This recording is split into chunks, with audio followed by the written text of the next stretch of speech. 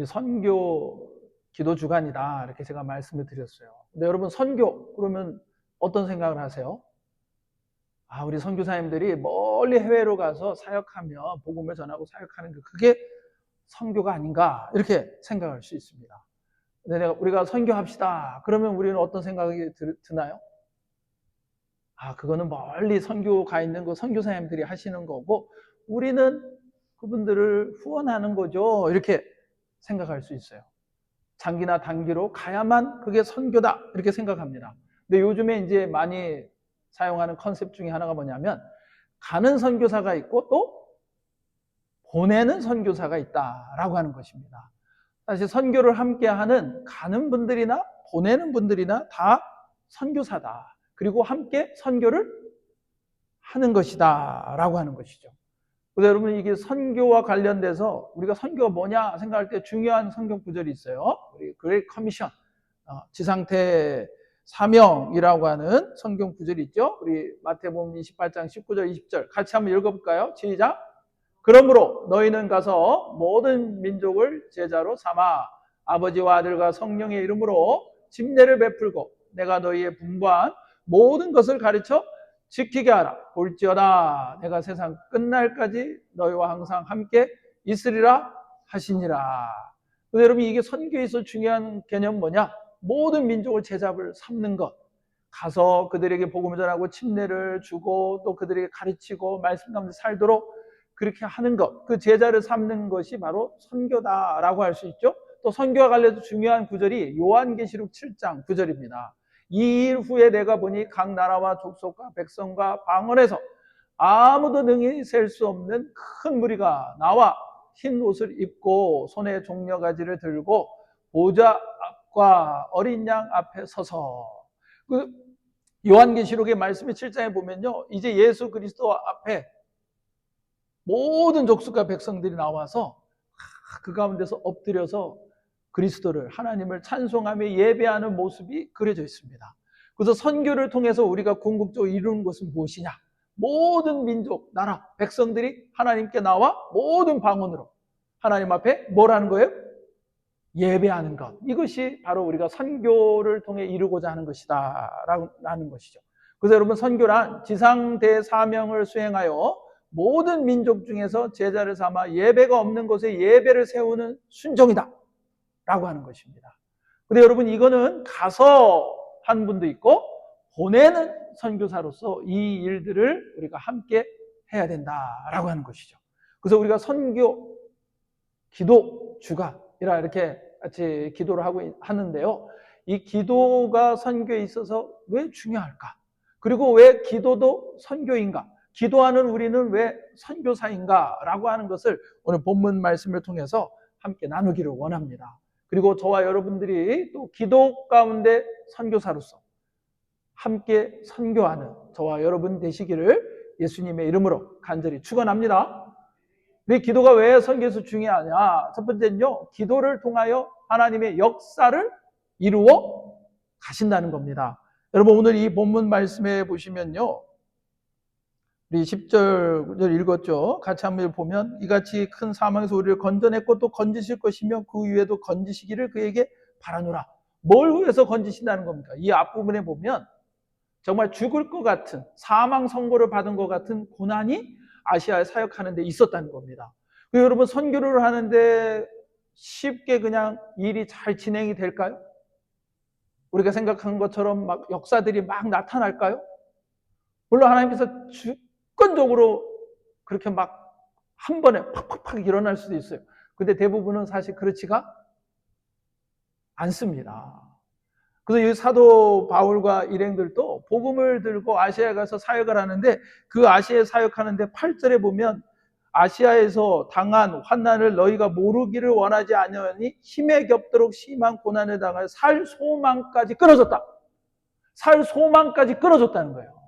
살고 싶지 않다. 여러분 선교사인데 사도 바울인데 이렇게 이야기해요. 너무 고난이 커서 내가 살고 싶은 소망까지 끊어지더라.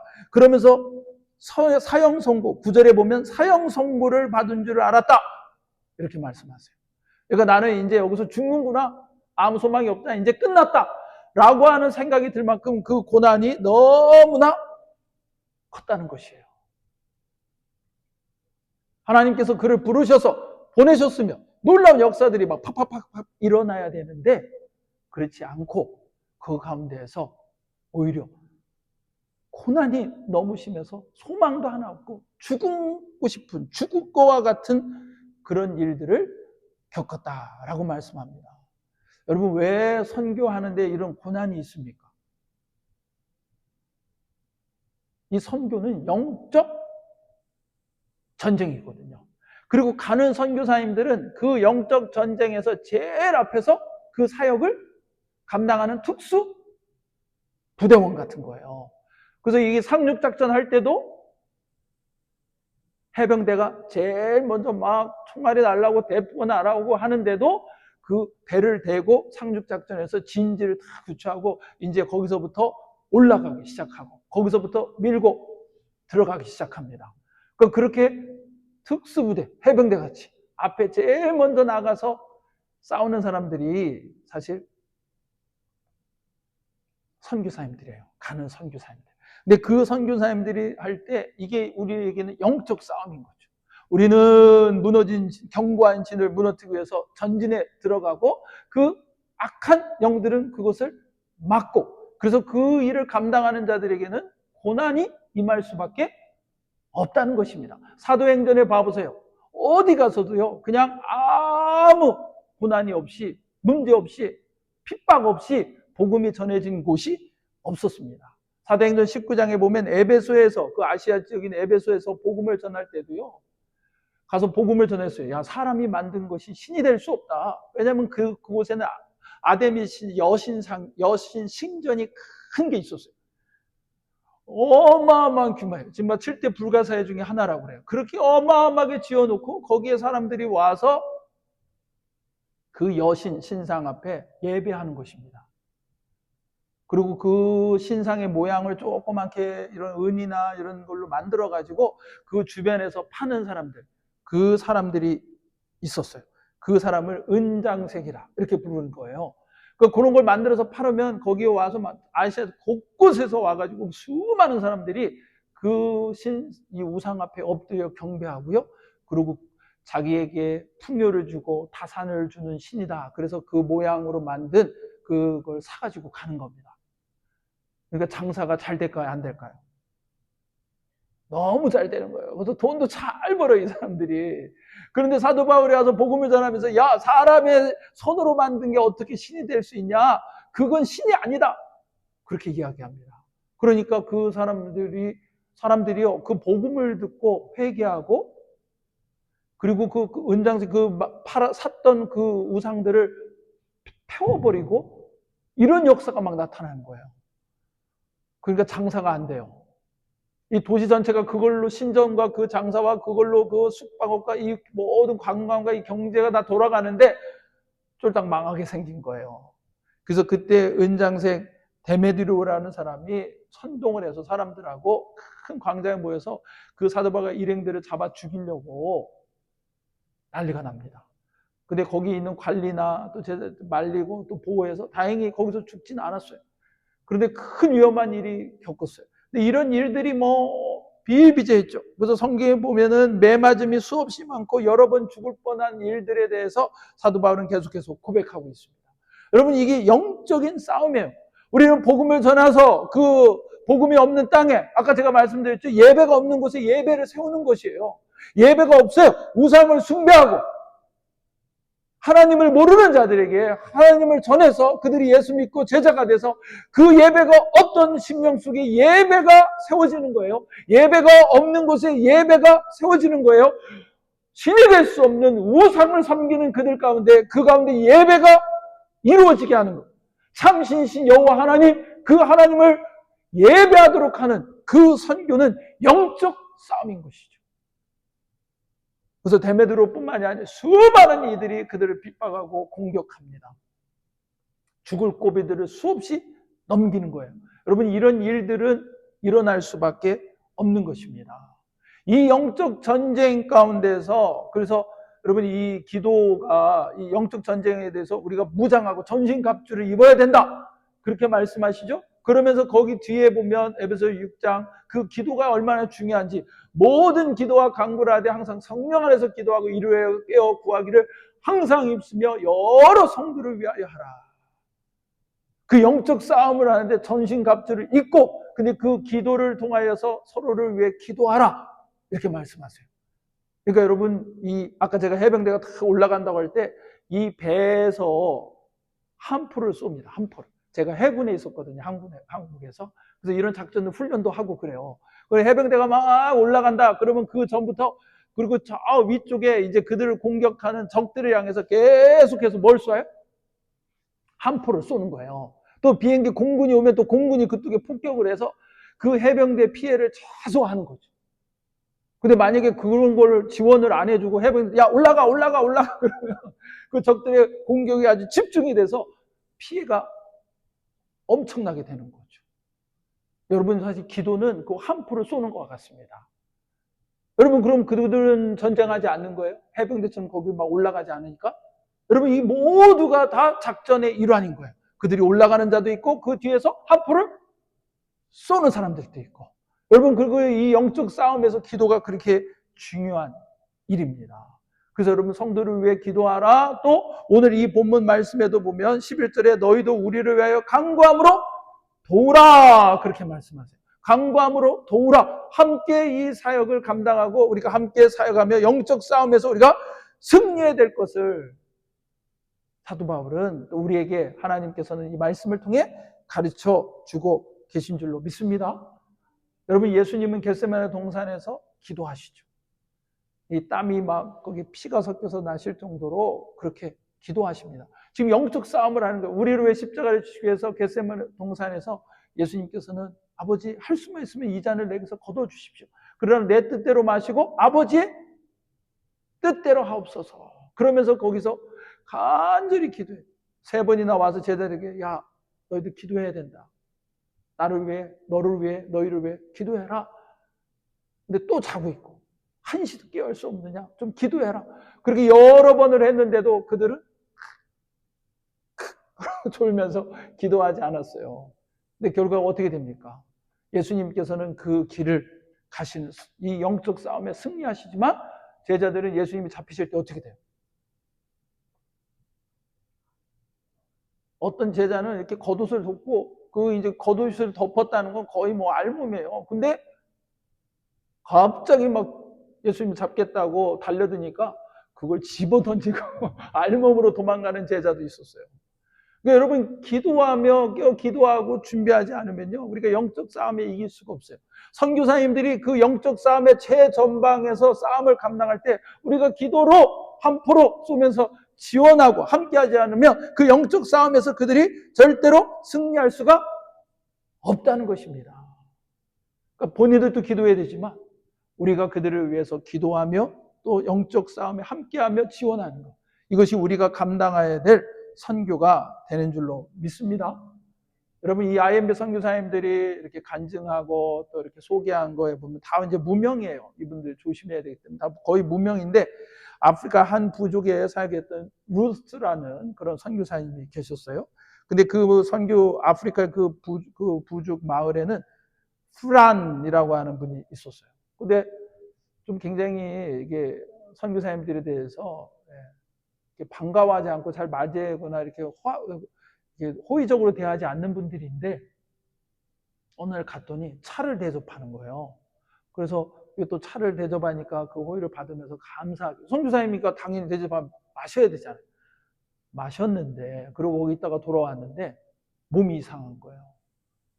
그래서 검사를 해봤더니 거기에 독이 들어있었던 거예요. 근데 여러분 선교사님들이요 그런 일들을 많이 겪으신대요. 음식에 독을 탄다는 거예요. 차나 음식에 독을 타서 대접을 하는 그런 경우들도 있다는 겁니다. 근데 다행히 이분들이 그걸 발견하고 또 의사의 치료를 받아서 회복을 했어요.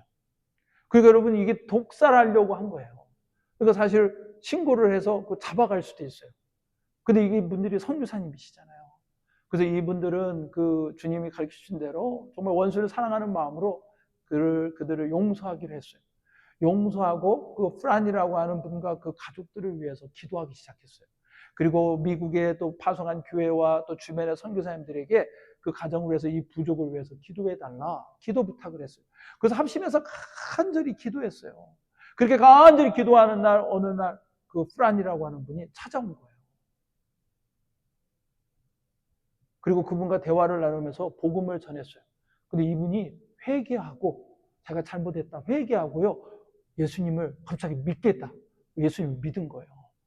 근데 더 놀라운 거는 그러고 나서 갑작스럽게 그 다음날 그분이 돌아가셨어요. 뭐 거기에 자세한 내용은 안 나오지만 근데 그 간증인 그 내용에 보면 그렇게 갑자기 돌아가신 거예요. 만약에 그분들이 그를 용서하지 않고 신고를 해서 뭐 잡아서 처벌받고 하고 이랬으면요 아마 그분이 돌아가시기 전에 예수님을 만나지 못했을 거예요. 근데 그분들이 그들을 용서하고 그리고 선교사님들과 그리고 본교 교회 분들 그리고 그 기도로 동역하는 분들이 함께 간절히 그 프란이라고 하는 그분을 위해서 기도했을 때 그 마음이 하나님께서 역사하게 하시고 그를 찾아오게 하시고 회개하게 하시고 그리고 구원의 역사를 이루셨다는 거죠. 그리고 그 마을에 복음이 전해지고 그 사건을 시작하면서 정말 교회가 세워지는 하나님께 예배하는 역사들이 시작되어졌다라고 하는 것입니다. 여러분 이 IMB 선교사님들이 그런 간증들이 참 많습니다. 근데 여러분 그분들만 가서 거기서 그분들만이 하실 수가 없어요. 오늘 이 사도 바울의 또 이 성경 말씀이 있는 것처럼 우리를 위하여 간구함으로 도우라. 이게 우리가 혼자 하는 게 아니다. 너희가 우리를 위해 기도하고 도움으로 그 기도 가운데서 함께 선교하는 것이다 라고 말씀하고 계신 것입니다. 이 기도, 이 선교는 영적 싸움입니다. 전투예요. 여러분이 우리가 이 영적 싸움 가운데서 깨어서 정말 그 영적 싸움이야. 우리 선교사님들이 감당하고 그 영적 싸움 가운데 승리할 수 있도록 기도로 선교하는 저와 여러분이 되어야 될 줄로 믿습니다. 여러분 두 번째는요. 오늘 이 말씀에 보면은 이 기도 가운데서 하나님께서 영광을 드러내신다라고 하는 것을 보게 됩니다. 여러분 이 말씀에 보시면 우리를 위하여 간구함으로 도우라 이렇게 말씀하시죠.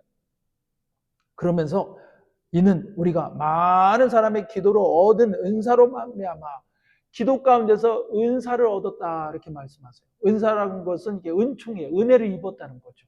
하나님의 역사가 나타나고요. 하나님께서 우리 가운데 이런 역사를 이루셨다. 그 프란이라는 분이 회개하고 갑자기 예수님 믿고 돌아가시기 전에 그렇게 하나님께로 돌아오는 놀라운 역사가 있다. 이거는 전적인 하나님의 은사다. 하나님의 역사라는 거죠. 그러면서 이게 하나님이 하신 거다 라고 하는 걸 깨달으면서 많은 사람이 우리를 위하여 이 선교사님과 그 사역을 통하여 그 열매들을 통하여 뭘 하게 하려 함이라? 감사하게 하려 함이라 이렇게 말씀합니다. 그러니까 사람들이 하나님께서 막 은혜를 베푸시고 역사하셔서 이루어지는 일들을 보면서 사람들이 보면서 저 선교사님들을 보내주셔서 우리가 구원받게 하셨구나. 하나님께 감사하다. 이렇게 정말 돌아오지 않을 것 같은 자들이 회개하고 하나님께 돌아오는구나. 나 같은 자도 하나님이 불러주셔서 구원받게 해주셨구나. 그러면서 누구에게 감사해요? 하나님께 감사하는 거죠. 여러분 그렇게 하나님께 감사하는 것이 무엇입니까? 하나님 앞에 영광 돌리고 하나님의 영광이 드러나는 것이에요. 여러분 이 역사는 그 선교를 통해서 그리고 기도를 통해서 이루어진다라고 말씀하시면서 우리를 위하여 간구함으로 도우라 감사하게 하려 함이라 라고 말씀하십니다. 여러분 데살로니가전서 3장 1절에도 보면 끝으로 형제들아 너희는 우리를 위하여 기도하기를 주의 말씀이 너희 가운데서 같이 퍼져나가 영광스럽게 되고 그러니까 데살로니가 교회에 편지를 하면서 사도 바울이 말씀하신 거예요. 너희에게 그 복음이 전해서 말씀이 전파되어 퍼져나간 것처럼 그렇게 말씀이 퍼져나가도록 기도해달라 그렇게 말씀하고 계신 것입니다. 여러분 사도 바울이 위대한 선교사예요. 그죠? 엄청난 능력을 행하고 막 기적의 역사들을 행해요. 정말 죽은 자도 살아나고요. 아픈 자 다 고치고 막 귀신을 쫓아내고 놀라운 역사를 행합니다.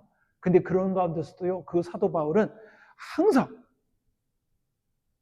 하나님의 말씀이 선포돼요. 너에게 그 말씀이 역사하신 것처럼 다른 이들에게도 그렇게 퍼져나가고 역사되도록 뭘 해달라? 기도해달라. 그래서 하나님께 영광스럽게 되도록 기도해달라. 이렇게 부탁하셨어요. 왜냐하면 이 기도가 선교고 이 기도를 통해 함께 우리가 선교하는 것이기 때문에 그렇습니다. 에베소서 6장 19절 20절 말씀도 우리 같이 한번 읽어볼까요? 시작. 또 나를 위하여 나를 문을 열어 복음의 비밀을 담대히 알리게 하옵소서 할 것이니 이 일을 위하여 내가 쇠사슬의 메인 사신이 된 것은 나로 이 일에 당연히 할 말을 담대히 하게 하려 하심이라. 아멘. 그러니까 우리가 사도 바울이 그렇게 에베소 또 교회에게 또 똑같이 나를 위해서 구할 것은, 야, 내가 잘 먹고 잘 살고 뭐 건강하고 뭐 이것도 중요한데, 안전하고 뭐 이것도 중요한데, 때를 얻든지 못 얻든지 하나님께서 내게 말씀을 주셔서 입을 열어 복음의 비밀을 담대히 알리게 하기를, 그 말을 담대히 하게 하시기를 그렇게 기도해 달라라고 부탁하고 계신 겁니다. 여러분, 아까도 말씀드렸죠? 사도 바울이 얼마나 말도 잘하고 대단한 사람이에요. 뭐 말로 대적해서는 이길 사람이 없어요. 어디가 논쟁을 하면 지질 않아요. 근데 그 사람도 하나님의 말씀이 전파돼요. 담대히 전파되고 그 하나님의 말씀이 역사하기 위해서는 기도가 필요한 것을 고백하고 있는 것입니다. 여러분, 저를 위해서도 여러분들 기도해 주세요. 오늘 이렇게 기도하십시오. 저를 위해서 기도해 주시고, 항상 여러분 말씀을 전하는 저를 위해서도 기도해 주셔야 돼요. 선교사님들을 위해서도 기도해 주셔야 돼요. 여러분, 우리 설교하는 사람들이 그런 이야기해요. 이렇게 강단에 서서 이렇게 회중을 보거나 이렇게 어떤 곳에 가서 제가 다른 교회 가서도 이렇게 말씀을 전해 보면요, 느껴져요. 우리 흔히 하는 말로 이게 스폰지처럼 말씀을 쫙 이렇게 빨아들이는 그런 회중이 있어요. 그리고 말씀이 이렇게 쫙 들어가는 느낌이 있어요. 근데 어떤 회중은 이렇게 또 어떤 교회 가보면요, 말씀이 튕겨요. 말씀을 전하는데 말씀이 통통 튕겨가지고 이렇게 그냥 퐁퐁 돌아다녀요. 들어가질 않아요. 여러분, 그런 경우가 있어요. 저는 확실히 믿기는요, 그건 무슨 차이냐? 기도로 준비가 됐느냐 안 됐느냐의 차이예요. 물론 전하는 자도 그렇고 받는 자도 그래요. 또 중보하는 자도 마찬가지. 그래서 언제나 기도해야 돼요. 스퍼전 목사님이 지금 역사 가운데 가장 위대한 설교자라고 하시잖아요. 그 선교사님은, 그 목사님은요, 어떤 이렇게 손님들이 오시면, 말씀을 전해 손님이 오나 누가 오면 항상 그 예배당 지하로 그분을 데려갔대요. 그리고 보여주셨다는 거예요. 내가 위대한 설교자라고 하지만 우리 교회의 강단의 위대함은 여기서 나온다. 근데 그 밑에, 예배당 밑에 무슨 방이 있어요? 기도방이 있는 거예요. 거기에 그냥 예배 때, 그 전부터 예배 때 와서 거기에 엎드려서 간절히 예배를 위해, 말씀을 전하는 자를 위해 부르짖는 성도들이 있었다는 거죠. 그 기도의 사람들 때문에 그 영적인 싸움에 그 강단이, 그 교회가 승리할 수 있었다라고 하는 것입니다. 여러분, 이게 중요해요. 너무너무 중요합니다. 아까 제가 말씀드렸죠. 이게 뭐이기 때문에? 영적인 싸움이기 때문에. 여러분, 그냥 말 잘하는 것 같으면요, 얼마든지 누구든지 다 잘할 수 있어요. 근데 이게 영적인 싸움이에요. 그리고 그거 혼자 할 수가 없는 거예요. 사도 바울도 저도 누구도 혼자 할 수 없어요. 그래서 기도해야 돼요. 말씀이 선포되고 말씀이 심령들에게 심겨서 뿌리내리고 자라가고 100배 1000배의 열매를 맺을 수 있도록 기도해야 됩니다. 말씀을 전하는 목회자나 말씀을 전하는 설교자나 선교사님들이 담대히 하나님의 말씀이 전해지고 그 말씀의 역사가 그 심령 속에, 그 처소에, 그 민족 가운데, 나라 가운데 이루어질 수 있도록 우리가 기도해야 된다는 것이죠. 아멘. 여러분, 이 기도를 통해 하나님께서는 역사하시고 하나님의 놀라운 일들을 이루어 가시는 것입니다. 여러분 사도행전 12장에 보면요. 헤롯 왕이런데 이게 헤롯 아그리파 1세예요. 이 왕이 이제 막 초대교회가 막 예루살렘 교회가 부흥하고 이러니까요. 유대인들이 야 저것들 그냥 두면 안 된다. 안 된다. 막 이러니까 어떻게 합니까? 한번 본보기로 그 사도 야고보를 잡았어요. 그리고 처형시켰어요. 그러니까 막 백성들이 좋다고 그래요. 유다 백성들이. 아, 내가 좀 인기 좀 받네. 이래서 베드로도 잡아갔어요. 잡아가놓고 이제 인민재판하듯이 이렇게 세워놓고 이제 여차하면 베드로도 죽여버려야 되겠다. 그렇게 생각을 하고 이제 사람들 앞에 세우려고 이제 한 전날. 그 베드로도 대단한 사람이에요. 나 같으면 잠이 안 올 것 같아. 이제 나도 야고보처럼 죽나? 막 이러면 내일 죽을 수도 있겠다. 이런데 잠을 자요. 근데 그때 천사가 와서 그 베드로를 깨우고 그 감옥에서 그냥 걸어 나오게 하신단 말이에요. 근데 여러분 그 사건의 앞에 보면 성경에서 뭐라고 이렇게 기록되었냐면 이에 베드로는 옥에 갇혔고 교회는 그를 위하여 어떻게 했다? 간절히 하나님께 기도하더라. 여러분 하나님께서는 그 사람들이 기도 안 해도 베드로를 그 감옥에서 나오게 하실 수 있어요, 없어요? 있으세요. 얼마든지 하실 수 있어요. 그냥 베드로 뭐 천사 뭐 이런 것도 그냥 삥 하고 이렇게 옆으로 그냥 공간 이동을 시켜버릴 수도 있어요. 뭐 어떻게든 다 하실 수 있어요. 근데 그 하나님께서 성경에 기록하셨어요. 교회는 그를 위하여 간절히 하나님께 기도하더라. 근데 이 사람들은 기도했는데도요, 정말 막상 그런 어떤 역사가 일어날 거는 기대를 안 했는지 몰라요. 베드로가 그렇게 천사가 이끌어가지고 나와가지고 이제 마가 그 다락방 거기 기도하는 그 집을 찾아갔어요. 그래서 문을 막 두드리니까 로데라고 하는 종이 나와가지고 이렇게 보니까 베드로가 거기 와 있는 거야.